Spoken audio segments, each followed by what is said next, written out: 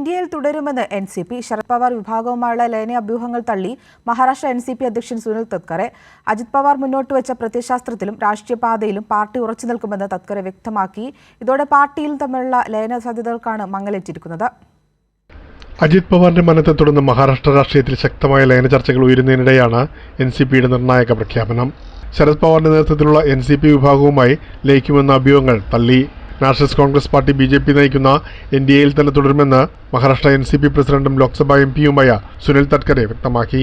दादांच्या नेतृत्वाखाली एक सामूहिक निर्णय एनडीएमध्ये जाण्याचा जो घेतला तो आमच्या मूळ सेक्युलर विचारधारेशी ठाम राहत, शिवशाहू फुले आंबेडकरांच्या सामाजिक समतेची ठाम राहत मोदी साहेबांच्या नेतृत्वाखाली एनडीएमध्ये सहभागी होण्याचा निर्णय राष्ट्रवादी काँग्रेस पक्षाने घेतला. മുംബൈയിലെ എൻസിപി സംസ്ഥാന ഓഫീസിൽ മാധ്യമങ്ങളോട് സംസാരിക്കുകയായിരുന്നു തത്കരെ.